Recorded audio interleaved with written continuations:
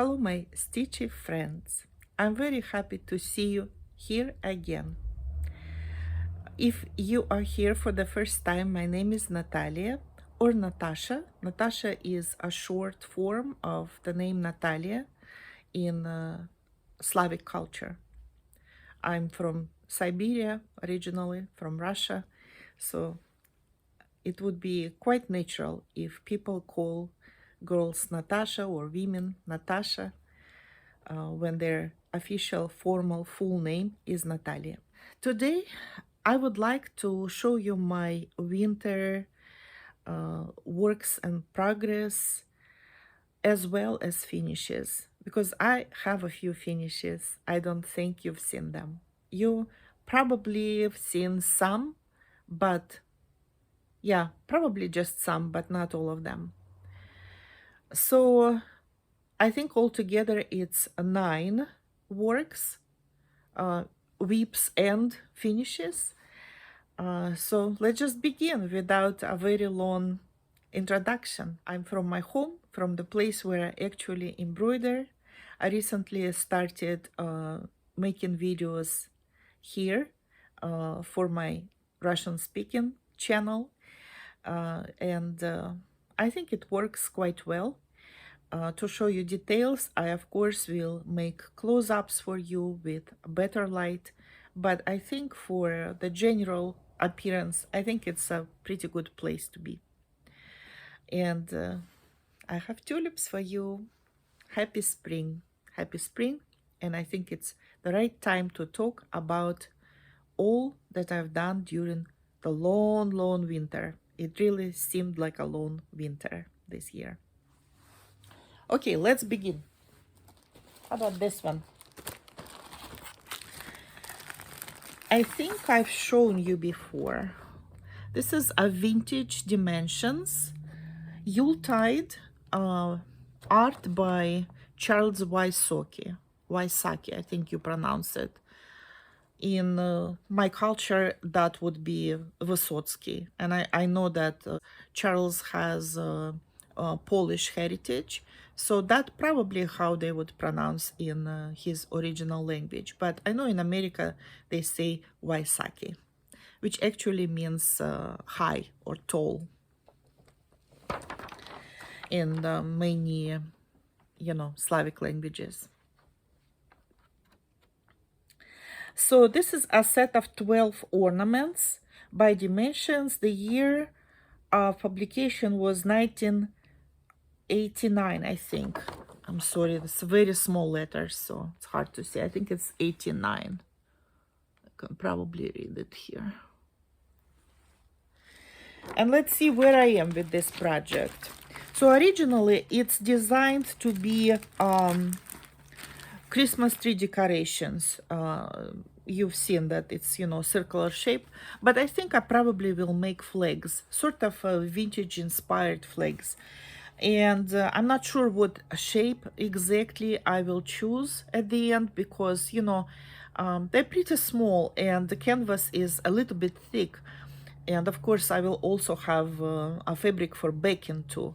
But I really would like, I like to see flags like in a garland, connected with one ribbon or whatever, whatever, maybe ribbon or kind of a rope or something. I'm not sure yet how it will end up looking. And so shape will kind of depend what the combination of all these materials, these fabrics, what it will allow me to do, because if I choose, for instance, two, kind of like W, letter W, if I choose that shape, maybe the points will be a little bit, like too pointed. It will be difficult to make them look right.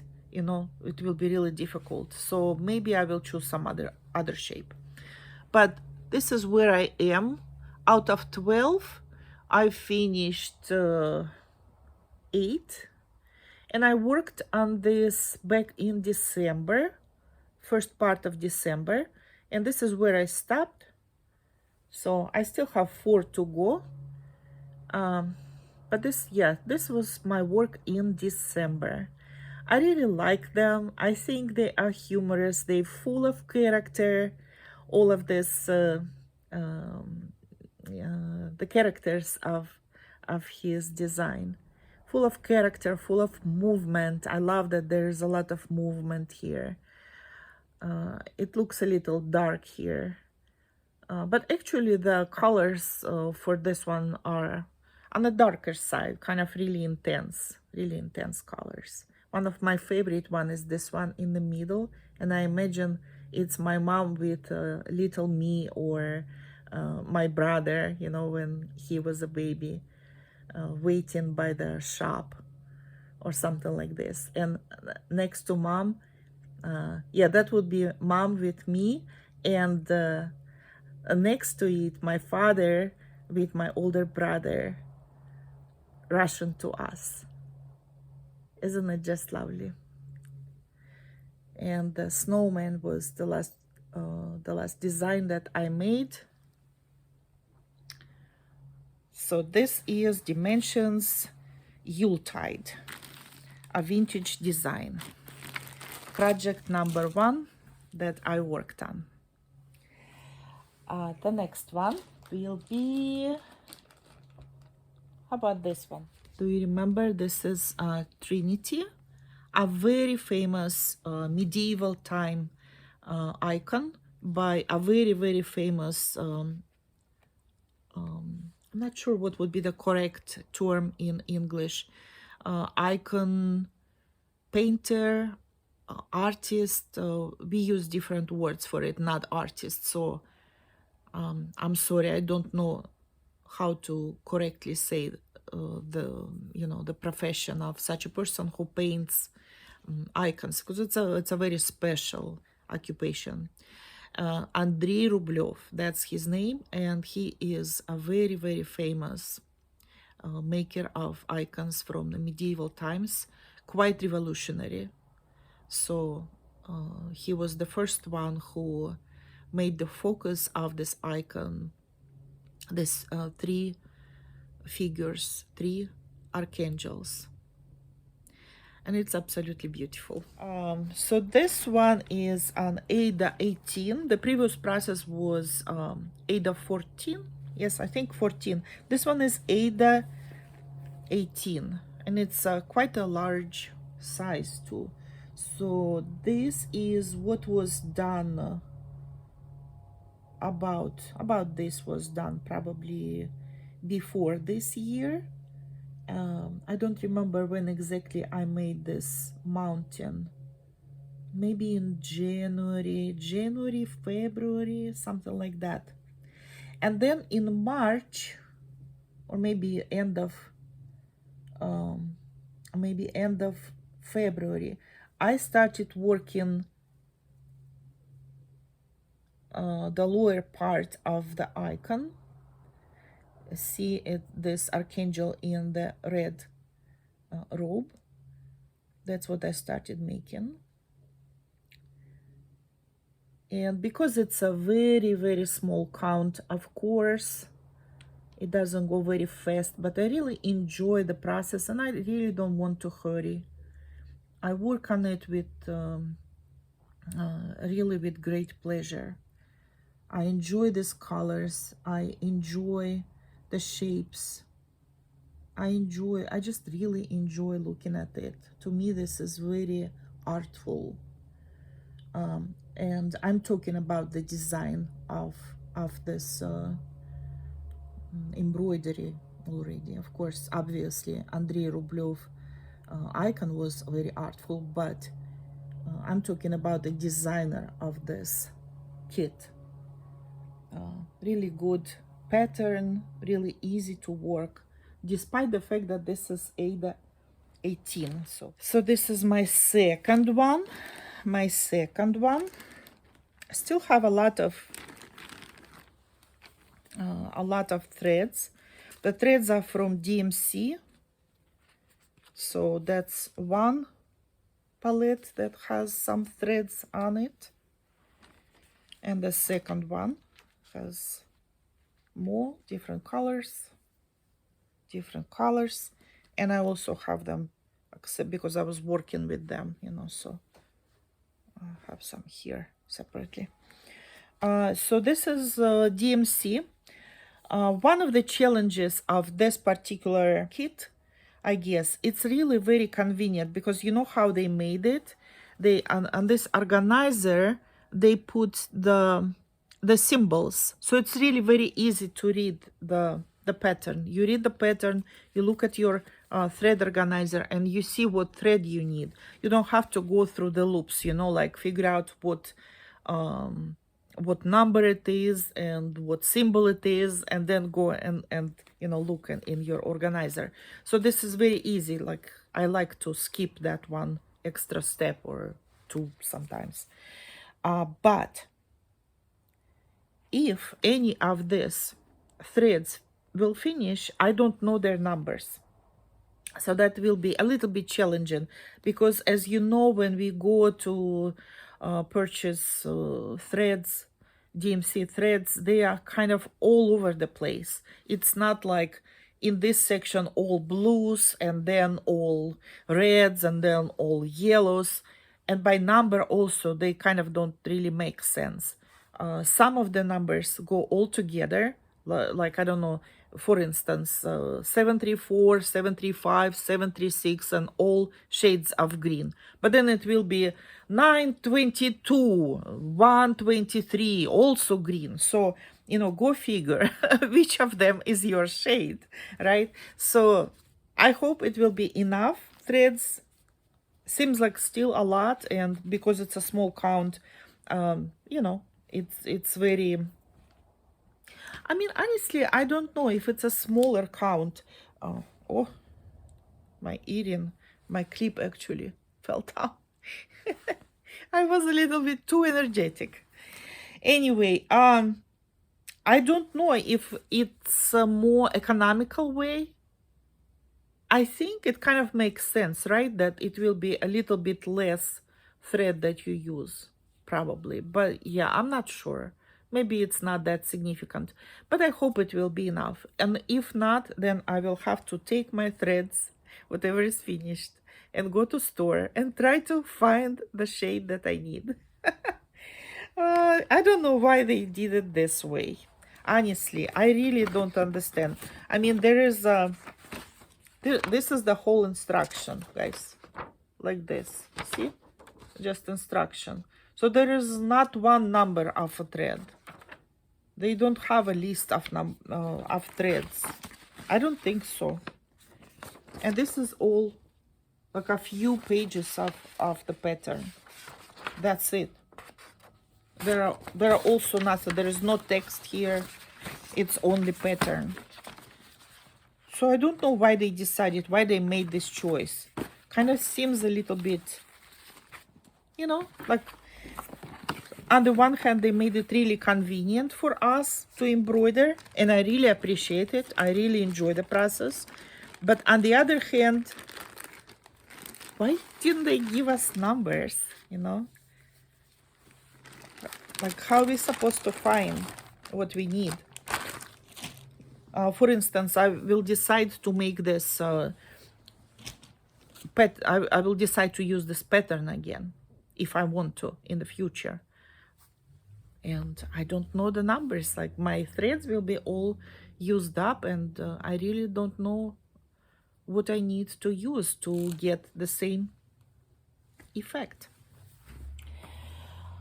So that one bit of puzzle that I find with this pattern.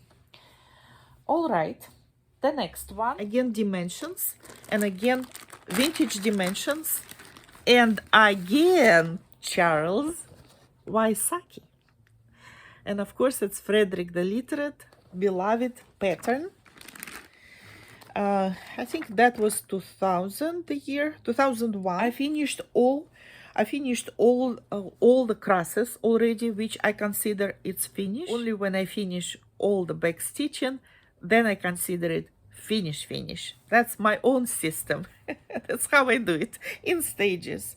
So here I've done, it's a full finish. Oh, We have some threads on it. Okay. Sorry, I didn't see it. All right, so this one is full finish, and I started working on back stitching. And a lot of the back stitching here are titles of the books. And you know what? These titles are quite humorous. Let me see if I can use my embroidery lamp so I will read it to you. So the titles go like that. The Giant Rodent, Canterbury Tales, Red Hole, Bye Bye Birdie, Puss in Boots, of course, The Three Mouseketeers, one of my favorite ones. I will not read all of them. Tale of Two Kittens, Catalogue of Hairballs, and Holy Cats. For instance, just a few titles for you. This looks like a better lighting altogether. What if I leave it here? What do you think? Let's just leave it here. I think it's much better, guys. We learned something today. That's very fun. So, I did start embroidering the titles here. I misinterpreted. Is that right? The pattern. And you know what? I used this sparkly, like it says the color gold, and I'm thinking like golden sparkly metallic gold. That's what I'm thinking. So I kind of started with metallic gold, and then I look at it, I'm like, it's not really visible, is it? This is the giant rodent. So when I realized that it's not very visible, I realized that I made a mistake. But I just decided it's okay, you know, I will just leave it like that, because it sort of reminds me, you know, when old books kind of have потертость. How to say that? In Russian would be потертость. You know, like when it's worn out a little bit, right? Like the cover, or especially the binding usually kind of has a little bit wearing out effect. And that kind of reminds me of that, like not all letters are easily readable. So I started doing that, but then, you know what? I come up with this idea. So I don't know if you aware of this or not. If not, I'm bringing it to your awareness, a little fun fact about me. So I'm a writer. I'm a creative writer. And I write stories, and I published a couple of books for children. They are self-published, and I send my books to an independent book contest, books award in London, in UK. And actually we became finalists, which is really fun. I can leave you the link to Amazon, the link to my books. You can copy it, and if you're interested, I can just leave it in description for this video, as well as maybe I will leave it in the first comment. Okay, so you can look up what kind of books I write, and maybe if you have children, nieces, friends, grandchildren, you know, maybe you can get my books for them as a gift, because you know, they are just wonderful. They came from the heart. They came also from my talent, you know, from my culture, which has deep ancient roots.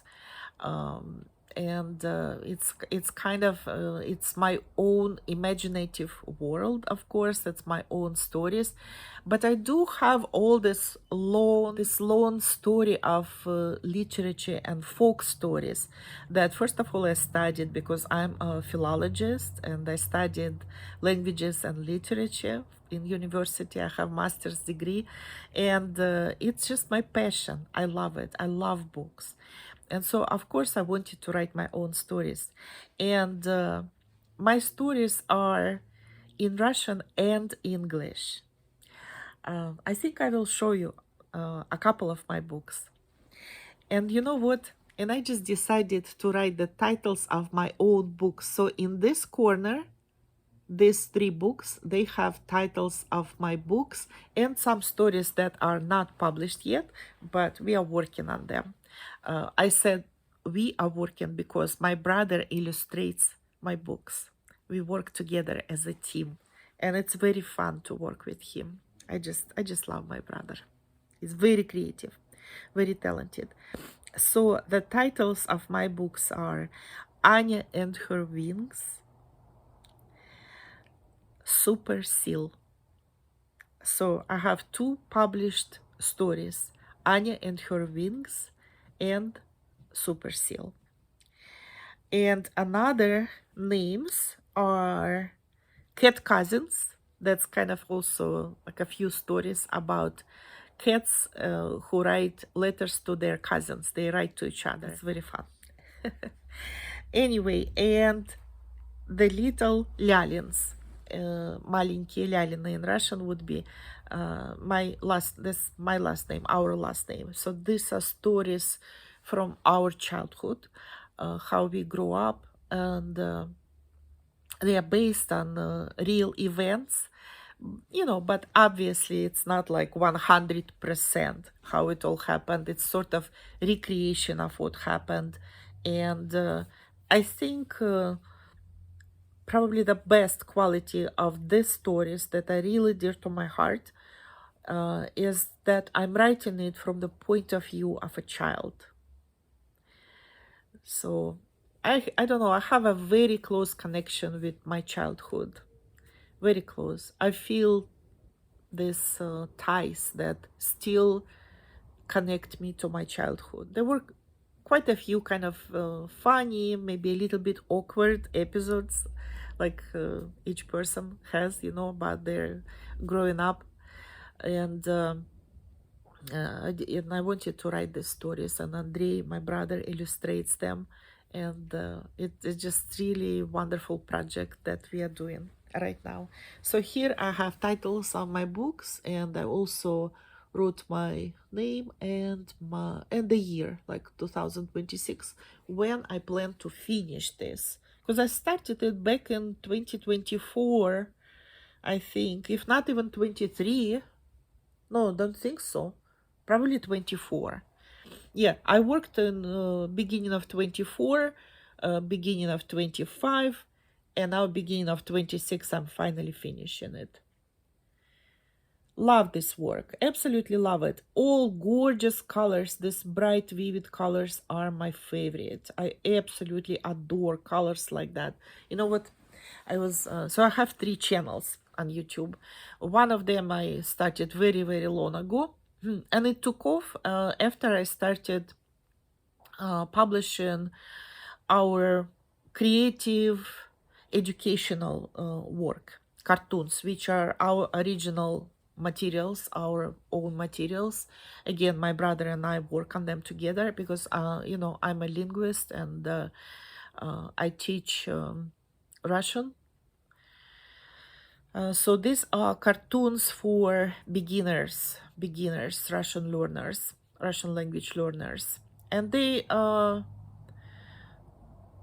sort of made to be fun and accessible for children, but not only, like if you are an adult person and you want to learn a new language, or just learn a little bit, it will be a really fun way to learn. These cartoons taken very long time because my brother is very precise. I mean he's really genius. He is figuring out everything from the beginning, how to make animation on his own with the little tools that he has, different programs, computers. He's learning these programs. He's really very bright, very talented, creative human being, wonderful, kind, and smart, intelligent person with great sense of humor.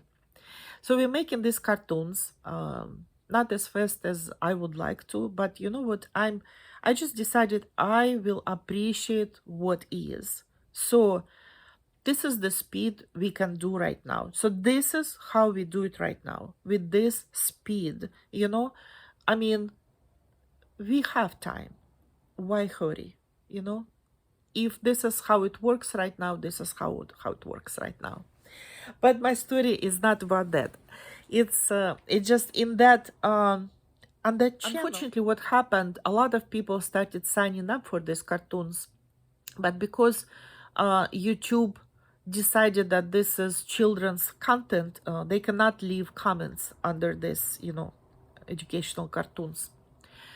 And so I kind of, for me, there is feeling of great disconnection, because I don't want to be just, I don't want to just have a channel where I sort of silently put out, so to speak, product. I mean, I can't call it product. It's my creation, you know. It's like a baby, you know.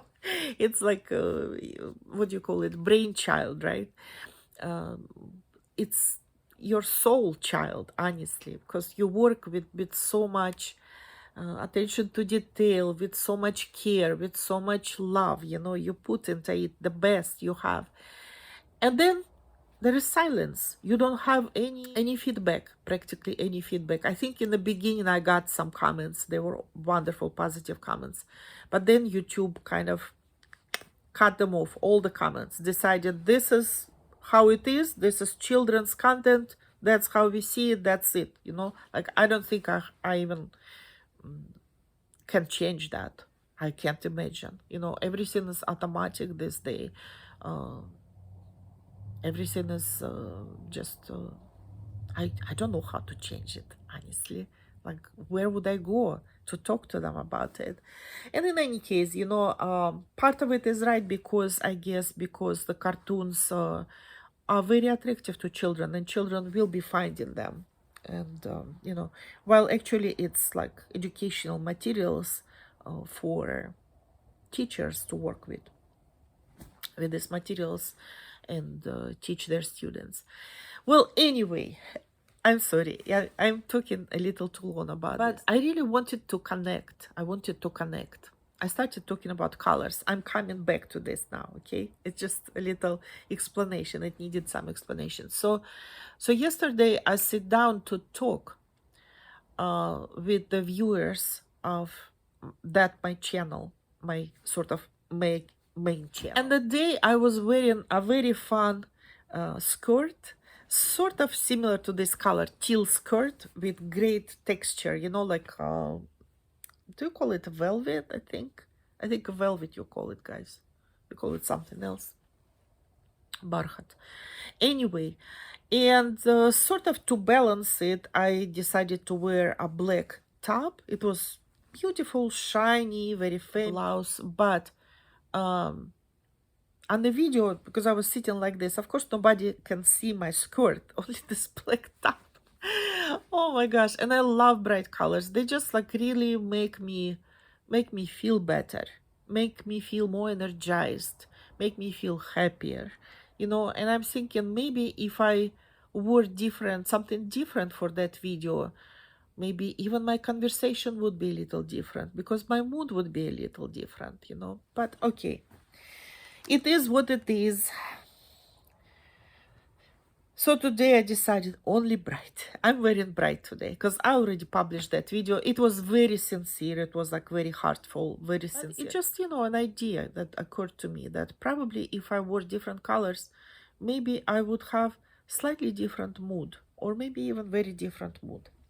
Okay, so that's the project. We talked enough about it. I love it very much. It was very fun to work on it.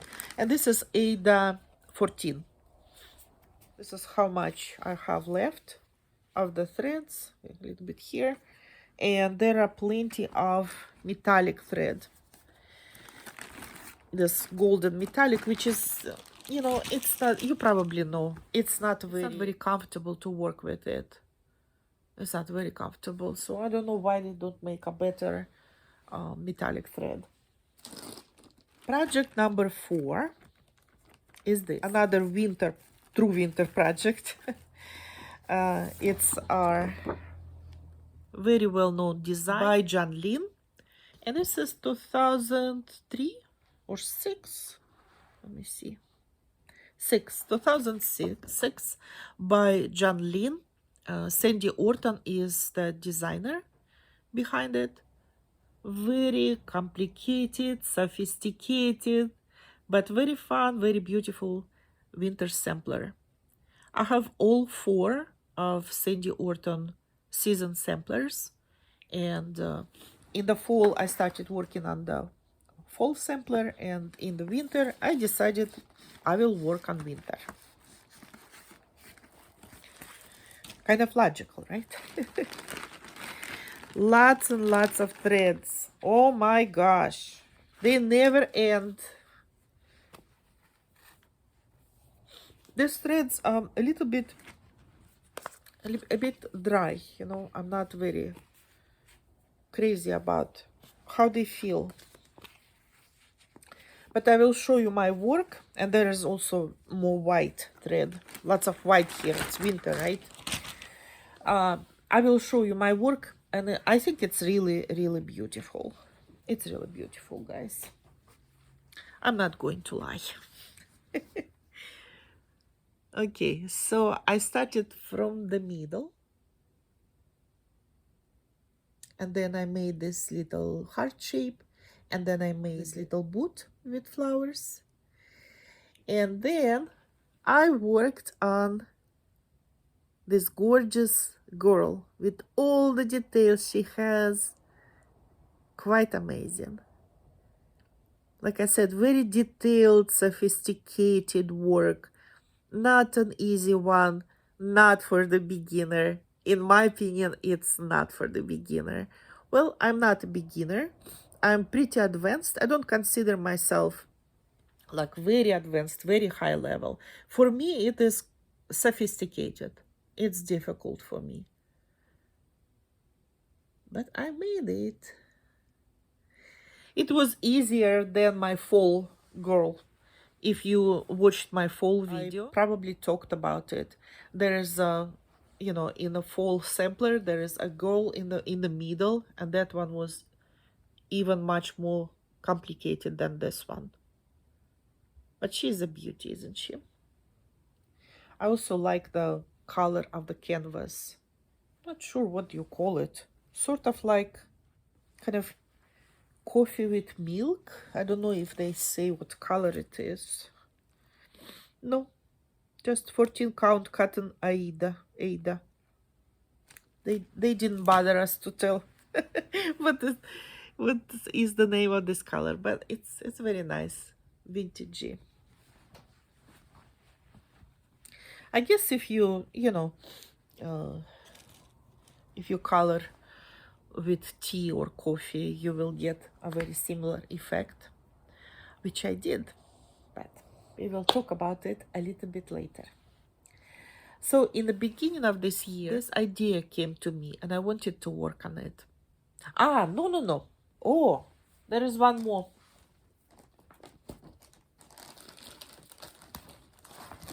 There is one more. So I got a few new kits for holidays, and I really wanted to work on one of them. I think that's why I did not finish my, you know, this Christmas ornaments. The very first project I showed you, because I really wanted to make this design. It's really lovely. It's by Russian, I think, by Russian company, Žar-Ptica studio.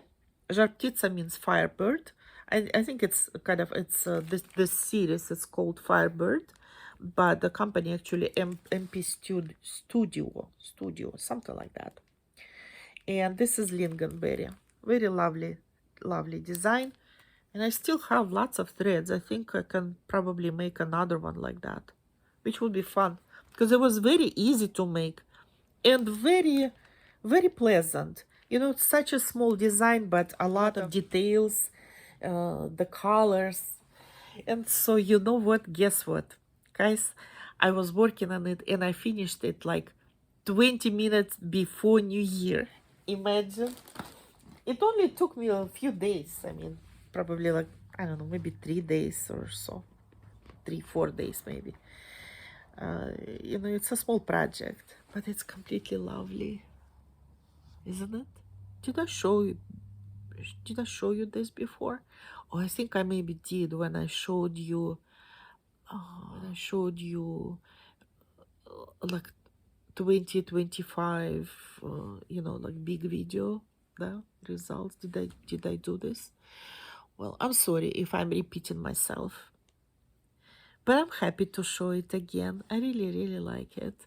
And I already had this frame, did not put glass on it. I actually prefer without glass, you know, because it's texture. You know, fabric is texture, you know, embroidery is all about texture. So I don't know why people like to put glass on embroidery. I mean, I can understand. They want to preserve it. They don't want dust and stuff like that, you know. But maybe embroidery will not have a very, very super long life at the end, without glass, I mean. Yes, but to cover it with glass, it's a little bit, it's like hiding it, you know. It's honestly like hiding the whole beauty of it. Says the girl who finishes her embroideries and then she just keeps them on a hanger, you know. I iron them and then I just put them on the hanger in my wardrobe. And I really don't frame a lot of my my works. Well, I will, definitely I will, some at least, but probably not all of them. But to me, I realized that it's more about the process than about the result. Tell me, in your case, do you embroider for the result? Like you want to see it on your wall, or you want to use it somehow, like maybe, you know, on a tote bag or whatever, or maybe make it for someone and give it as a gift. So you make it for the result, or you more like me and you just enjoy the process of it so much that it means so much more to you than the result. I'm not saying that result doesn't matter. I like to finish my works, but at the end of the day, I do it for the process. I really enjoy the process of embroidery very much. Cross stitching in particular. Okay, so that was it. And then switch to beginning of the year.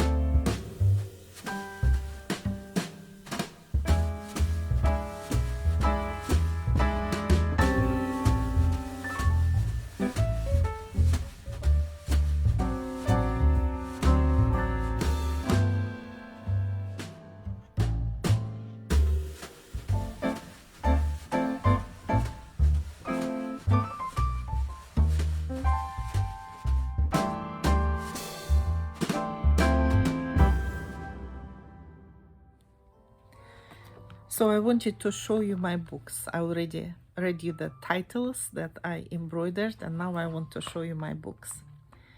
So this is my very first book, my book and my brother's book. Anya и ее крылышки. This is in Russian language, and this is the English translation that we also published, Anya and Her Wings. And it's a fairy tale story. It's a very kind, full of adventure, but kind of very whimsical adventure, full of great spirit, great sense of humor, very warm, very lovely story about this little girl and her adventures in the magical woods in the search of her wings. And you can see that this is the finalist of that book awards in London. Our books were judged by a team of students, school students, and their teachers. And they really highly appreciated this book. They were really good reviews. If you want to see inside, I can show you. How about this? It has many beautiful illustrations. My brother made them. And I'll show you one more. Oh, I love this one. It's really magical. It also has some of my poems in the story. Maybe just one more. Isn't it beautiful? This is based on our photograph when my daughter was little. So it's me and my daughter. I mean, it's the characters from the book, but the picture is based on that photograph. Another children's book that we published is actually bilingual. So this one is a shorter story. Anya and Her Wings is a chapter book. So it's good for either reading to little children, you know, maybe just, I don't know, as young as 4 or 5, depends like how your children, at what age they start paying attention to a story.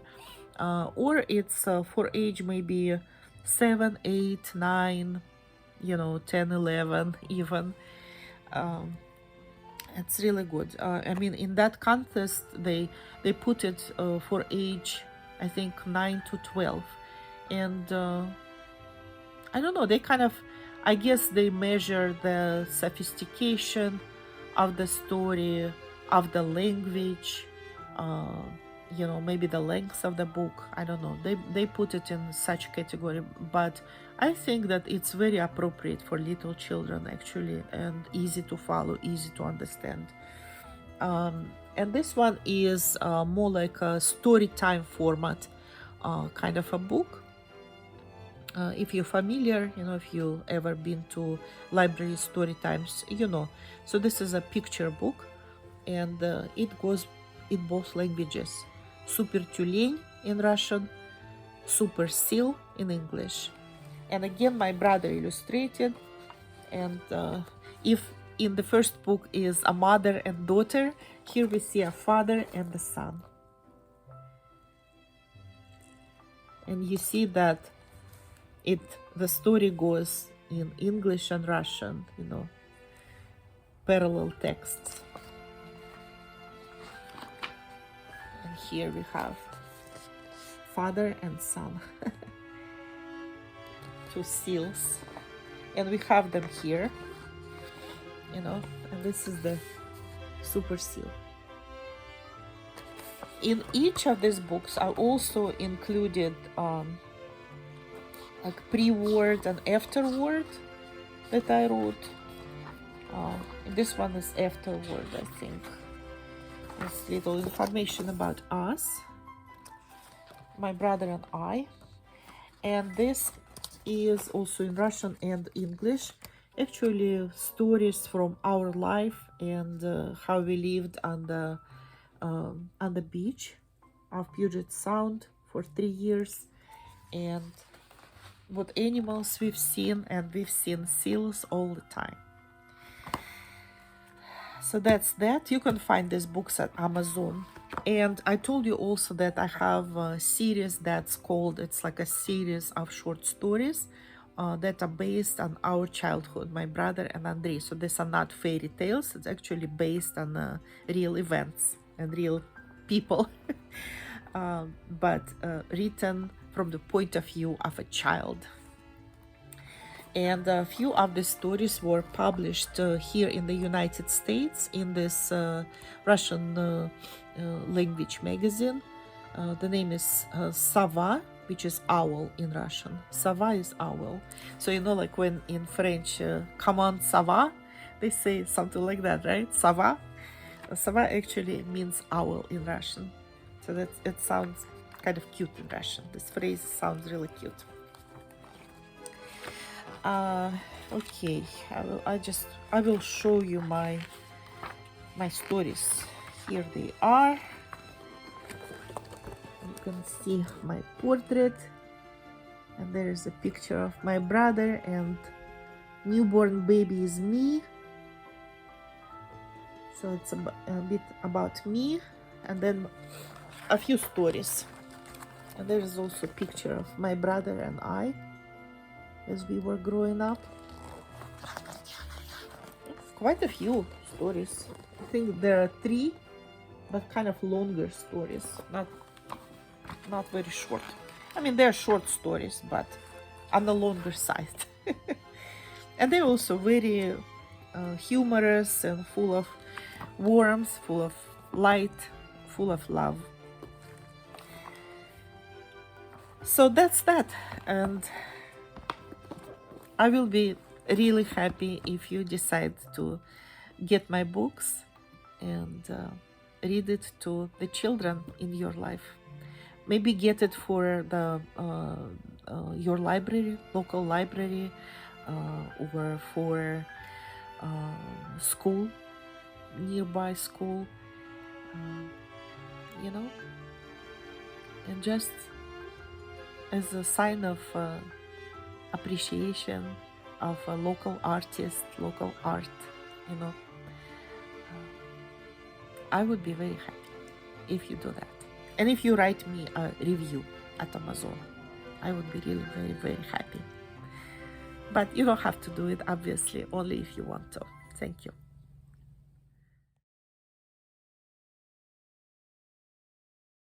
So I have this beautiful booklet, State Flowers.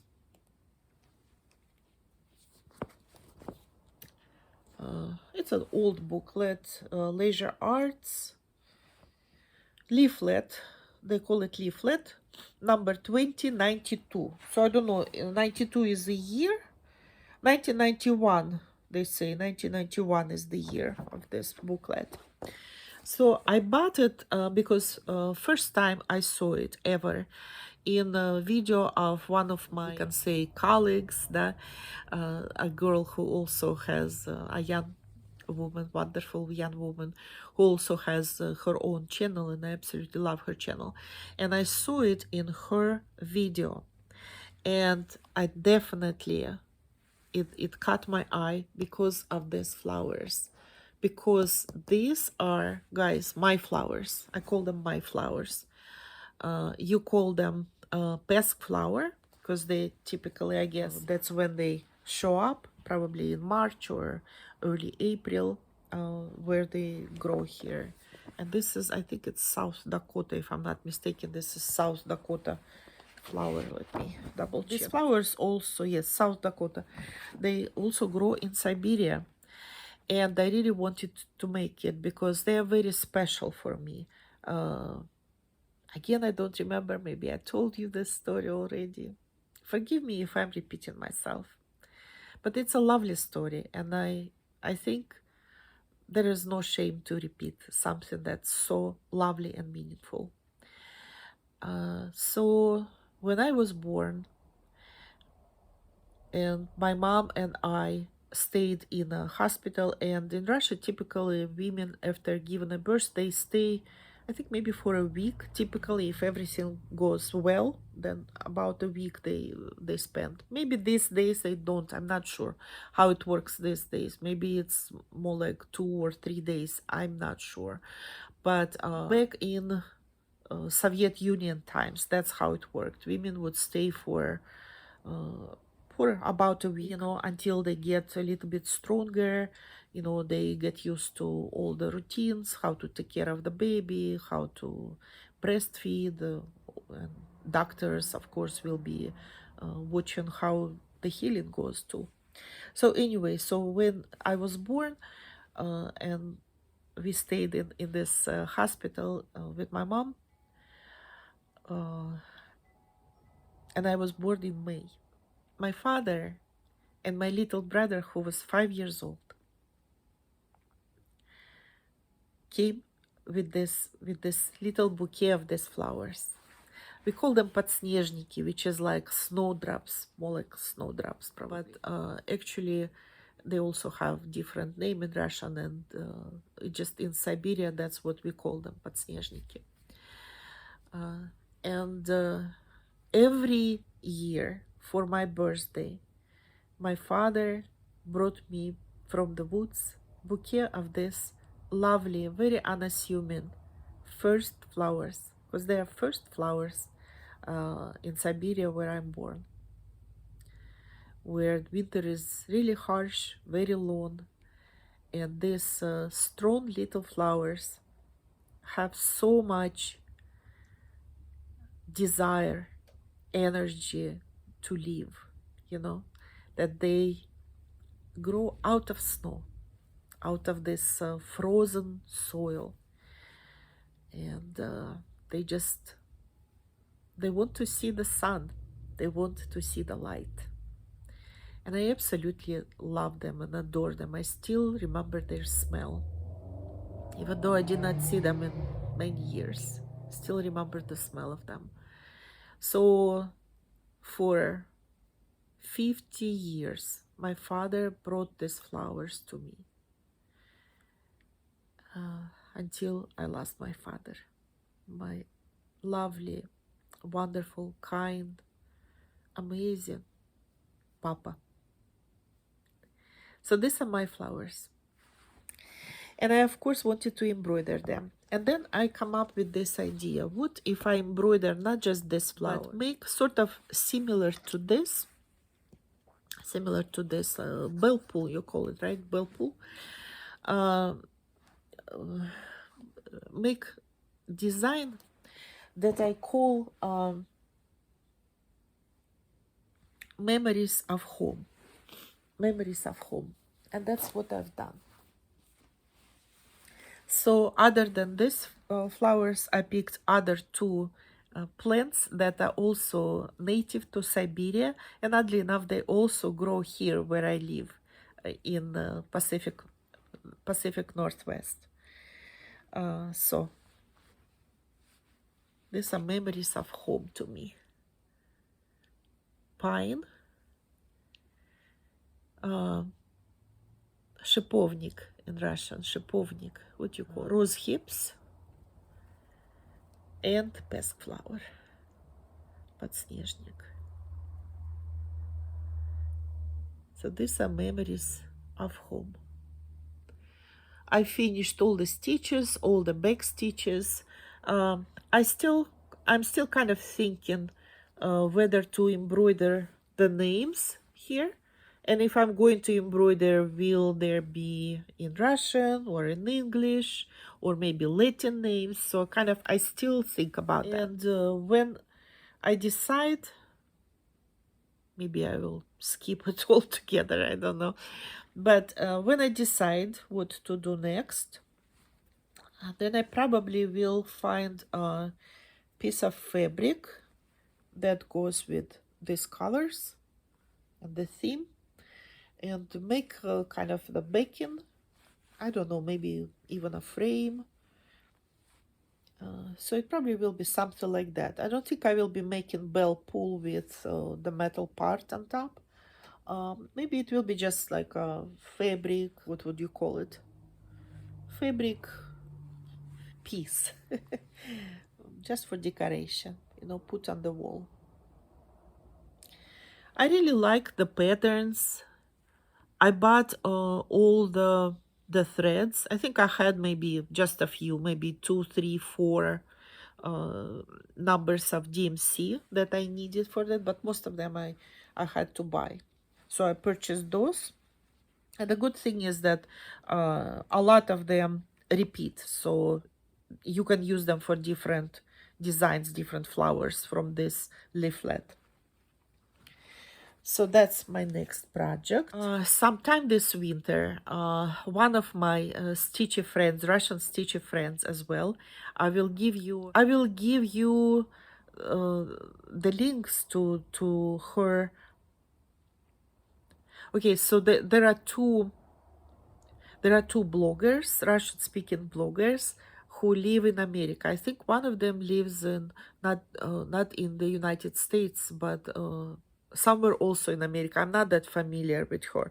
Her name is Alena, and another one, she lives in Texas. And these two wonderful bloggers came up with the idea of again, I can't remember what you guys call it, when like a few different embroiderists, who we are, you know, stitching friends, you know, come together and work on a project. Theme, usually it's a particular theme. So they made the theme of this event, I don't know what to call it, was the heart of love, the heart of love. So it can be about anything. It can be romantic love, or love for nature, or love for your family, for your house, love for God, whatever love you choose. But your embroidery, just one rule, it had to have hearts, you know, heart shapes. And so I chose a wonderful design. It's also from a booklet by Leisure Arts, and I will put the information, you know, because it's a vintage booklet. I think it was from 1989, something like that. The name of the designer and the name of the design, I will put all of it in the description for this video. The designer, I forgot her name. I think is Barbara, but she has like double name, hyphenated name, so I don't really remember it exactly. But the design she called Summer Romance. So I made it using that pattern, and I did not use her color chart. I just decided to come up. Well, I kind of followed the colors, you know. I tried to choose similar colors, but I used those that I had in my own stock, you know, just whatever was leftovers from other work that I've done. I just think they're so lovely.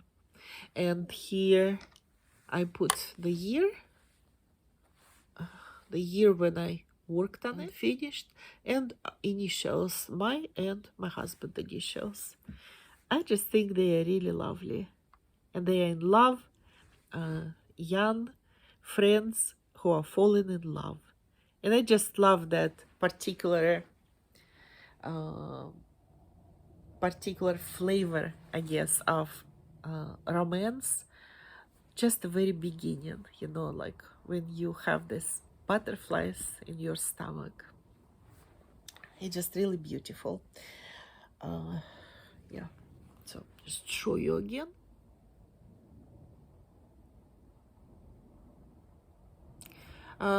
It's a small design and a very small count as well, count 18. But and I just bought it in, I don't know, Hobby Lobby, I think, about the fabric. But yeah, a lot of back stitching, a lot of details, a lot of colors. So you know, it's a lot of work. Quite a few hearts you can see, starting with this gorgeous wreath.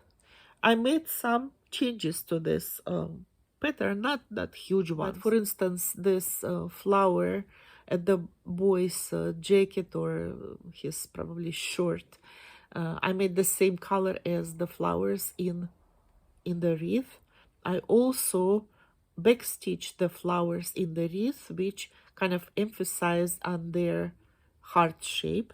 So it's, the heart shape of the wreath also contains many small hearts, these flowers. And I made a little mistake here. One of these light purple stitches, I just made one extra stitch. It was kind of sticking out of her clothes. So, and it was very inconvenient to go back and unpick it all, because there were already other colors. It would be too much work, too much time, really. And especially on a small canvas, it's just really inconvenient.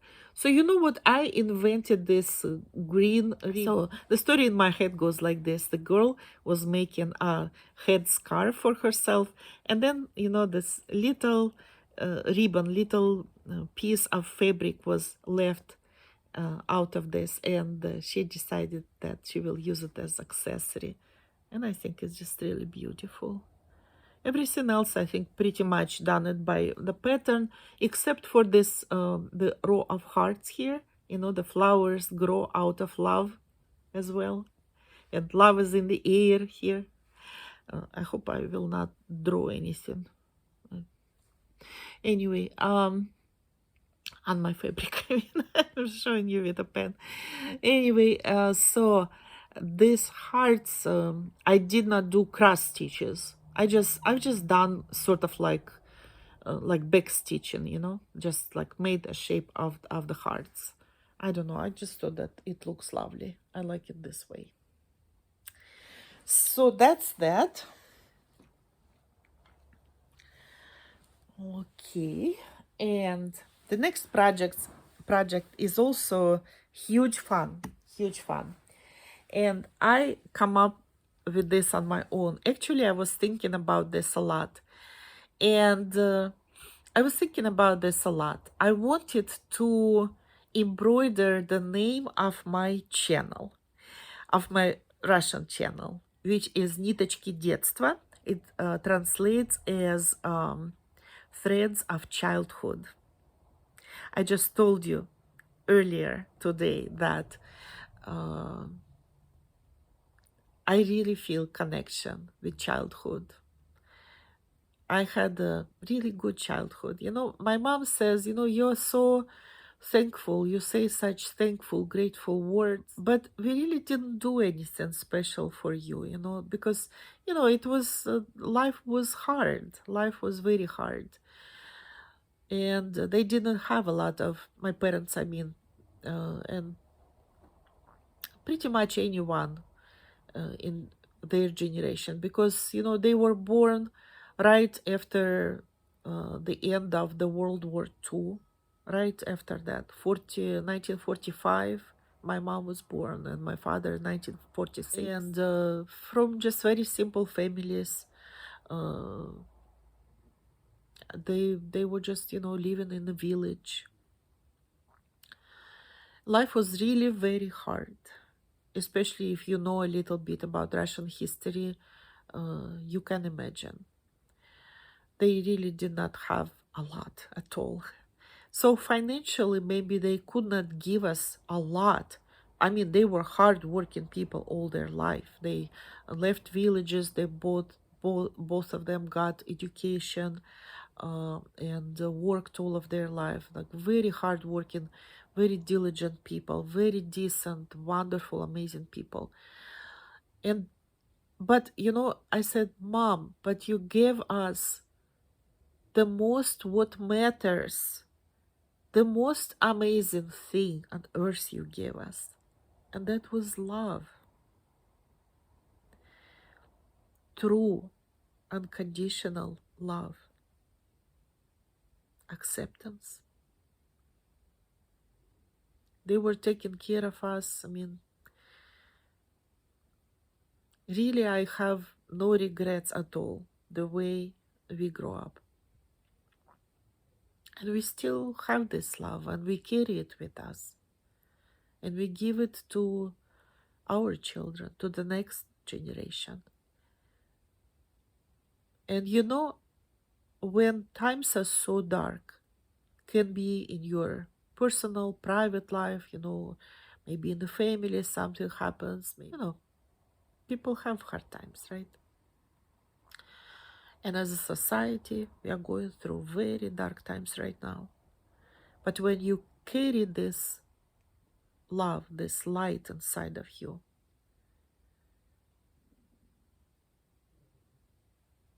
it makes everything meaningful. It makes everything bright, even in darkness. And maybe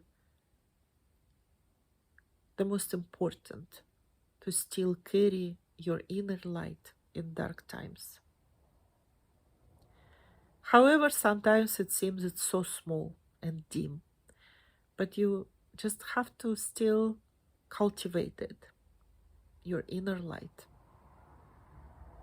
And for that, I'm really grateful to my parents. So that's one of the reasons why I call my Russian channel Ниточки детства, threads of childhood. Like literally would be even like little threads of childhood. Because, you know, sometimes we just feel like we are hanging on these little threads, honestly. So I decided, I have this also booklet by also Leisure Arts. Yeah, Leisure Arts. Wow, they get around.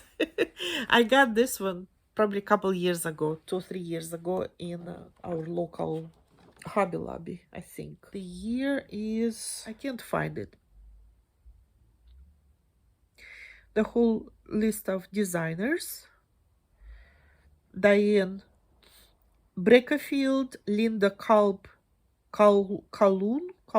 I'm not sure how to pronounce, and Van Wagner Childs, Jeanette Stone Cruz, Holly DeFont, or DeFont, Carol Emmer, Donna Giampa, not sure, I'm sorry, Louise Coca, Cooler Design Studios, Patricia O'Neill, and Terry Lee Steinmeier.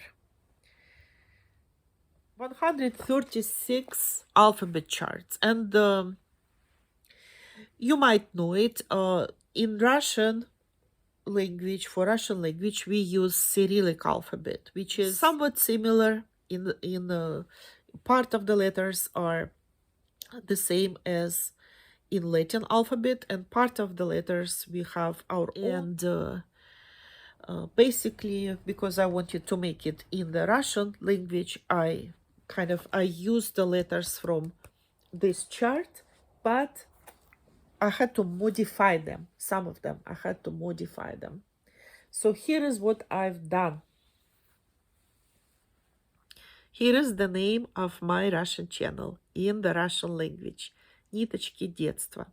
So as you can see, I chose this font, which is all about crafts and, you know, and sewing and embroidery and threads and needles and buttons and yarn and all of the fun stuff that we love very much. So again, I used the threads of my own, and I experimented with colors here, so I did not follow everything completely, you know, but you know, I tried to make it kind of coherent and in the same style, but sometimes I changed colors, sometimes I changed patterns, and sometimes I changed the shape of the letters. For instance, this letter right here, this one, D. This is N, like my name Natalia starts with this letter. This letter T or T, see, because in both words I have ниточки, детство. See what I've done? I kind of made it long and tall. Out of letter Y, I made letter that is sound ch. So if in English it's 2 letters, CH, for sounds ch. In Russian, we have just one letter, letter ch, like this.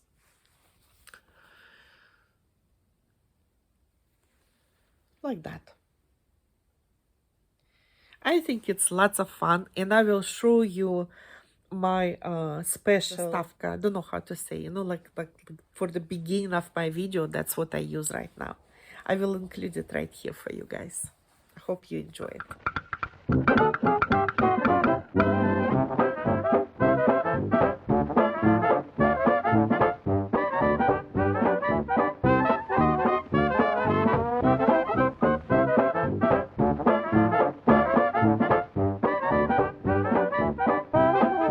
What do you think? Should I make stitching in the rain now, also embroidering?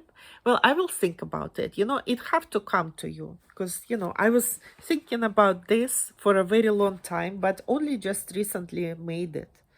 Only just recently, and I used this font here. Very fun, very beautiful. Oh, I think this is the last one. Just one left. The last one. I'm sure you remember that I was working on this Riolis pattern, Riolis kit, which is called Meeting by the Window. Really beautiful, and it will complete our winter. It's our winter finale because I just recently actually finished all the back stitching. I think I showed you before when all the cross stitches were done. I think I did show you before, and it was lovely. I mean, it was really lovely. You could just leave it as is. Let me show you how much threads I have left. In Riolis, this is acrylic wool blend. In Riolis, that's how they present, in case somebody is not familiar. This is how they present their threads. And I just, honestly, I use this organizer. I just cut, you know, the lengths that I need, because sometimes you can tell, like, you only have like 5 stitches, you know? So you just need a short thread for it, so you just cut a short one. You don't have to cut a long one, right? So I mean, this system works for me. I don't need to do it differently, but maybe some people like to pre-cut and then use them that way. That's fine too. I think I'm a little bit more flexible that way. So now I present you with all the stitches done. So it's not just finished, it's finish with back stitching. You know, as much as I always kind of put it out to, you know, I don't want to do back stitching, and I mean, there is not a lot of it here, not a ton of it. I mean, it's a decent amount, but, you know, at the end, it's not that much work. Of course, many more cross stitches here, but I love cross stitches, and back stitching kind of like, I have to do it, but I don't really enjoy it. Anyway, but now I'm happy that I've done it. I'm really happy. Look at it. All these details. And the snow. And the window. And the bird. And the cat. And the berries. Just look at it. I think it's amazing. Well, and now I want to say, it's my cat. I think she's hungry. I want to say thank you very much for sticking with me. Yay! Bravo, bravo. I know I'm not the most predictable blogger on the planet Earth or on YouTube channel, but I enjoy it. I enjoy that we have these conversations from time to time. And now when the weather, you know, it's spring already, you know, the weather is getting lovelier and lovelier. And we definitely will be going to parks again, because I know some of you really enjoy when I do videos from our parks. And I plan to do it. I plan to do it all. I want to continue to grow this channel. I want to continue to grow our conversations. Tell me what you're working on. Tell me what was your favorite of my projects. What was your favorite of my finishes?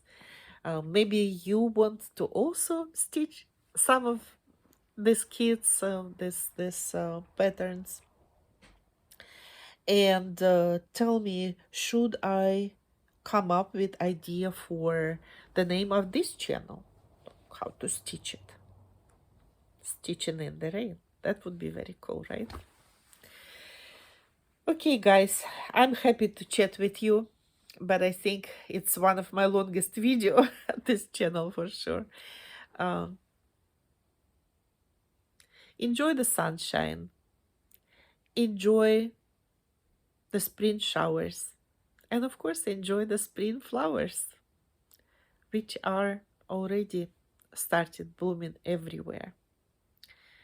And right now in Seattle, there is this big kind of famous event. I don't know even how to say it, you know, sakura bloom in UW, which is University of Washington. It's a beautiful architecture, beautiful, beautiful kind of Gothic style architecture of the buildings, and they call it quad, and it's like you know, like a territory that the perimeter of this territory, all these Gothic beautiful buildings, old buildings, because it's an old university, and this gorgeous sakura trees in bloom. We did not go this year yet, but we did last year, and if I will be able to find, I will find some of, you know, my filming from the last year, and I will include here too for you to enjoy.